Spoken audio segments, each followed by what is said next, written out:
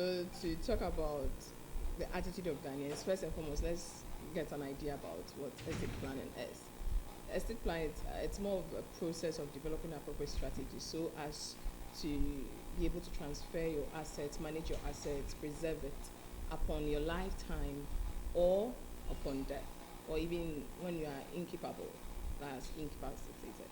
So generally, you look at the Ghanaian, planning is a little bit not in our nature. Let me put it like that. Not, some people do plan, and we have to put that in context. But generally, we are more of a people of God will take care of us. God will take care of everything. And so planning is a little bit alien to us. So with gift planning and gifting generally, Ghanaians are a little bit not there yet. There's more room for improvement, let me put it like that.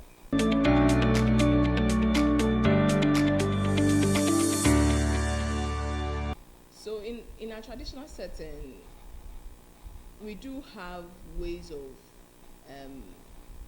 gifting, whether whilst alive, intervivals, or when you are dead. And it so applies that should someone still be alive, the person can gift, and when the person is dead, the person can gift as well. So when you look at our traditional setting, we had something like that already in existence. So we had the Samanso, and then we had gifting where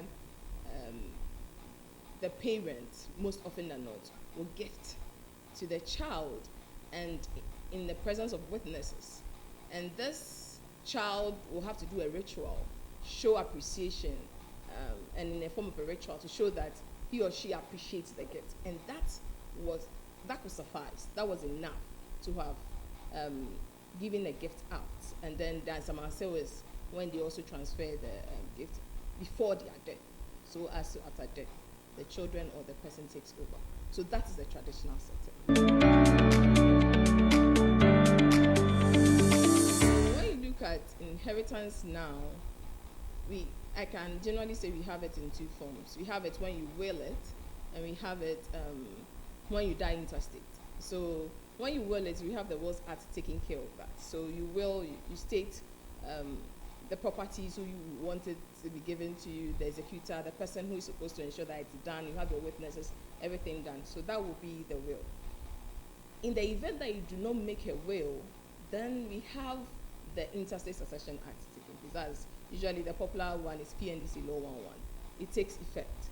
So when PNDC Law 111 takes effect, now the state is going to determine how your properties will be shared. So you have no control whatsoever how your property is going to be shared after death.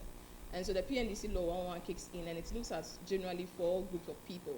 It looks at the spouse, as in the surviving spouse. It looks at the children. It looks at the parents, and it looks at the customary law as in the customary successor. So it looks at these 4, and most often than not, we have shares for them. So we have the chattels, and then we have the matrimonial home. That one goes to the children and the spouse, surviving spouse, wholly. Then the rest of the properties remaining, what we usually call the residue, it will be divided into 16 equal parts. And then the woman, the spouse, we usually say women because most of it are not, the men die early. Generally, all things really equal. Yeah, so the surviving spouse will take 3, the children will take 9, and then the other 2 will take 2. But as and when one group isn't available, it's shared, it's really shared amongst them. It's important to plan. When you fail to plan, at the end of the day, you leave chaos behind you. We've seen instances where people have failed to plan and they became incapacitated. Meaning they were sick, they were not able to handle their assets, and so at the end of the day, they lost everything. And even when some do die without making a will, you realize that there'll be a lot of infighting, and as I usually say, the lawyers will take all your money. And so what our advice is, plan. And when you are planning, don't just look at your family. Maybe you have to start looking at charitable causes. You have to look at sometimes your alma mater. Recently in my former school, someone came to build the whole library.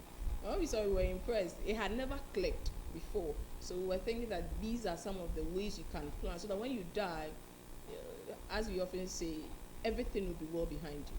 You'll not leave chaos behind you.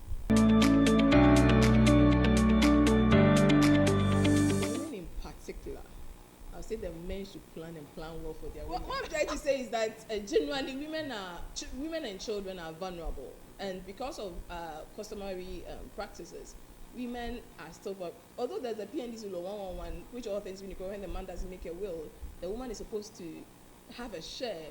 We have customary practices, especially in the rural areas. Now, when the family still kick the women out, the family will take over the properties.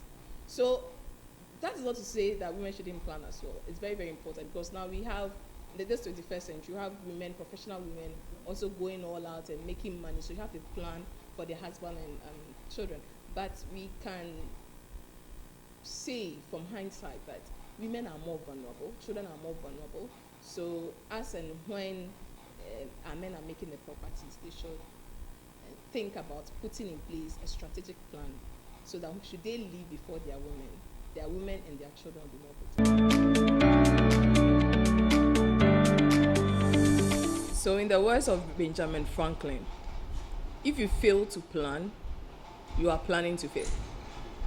So it's not too early to plan.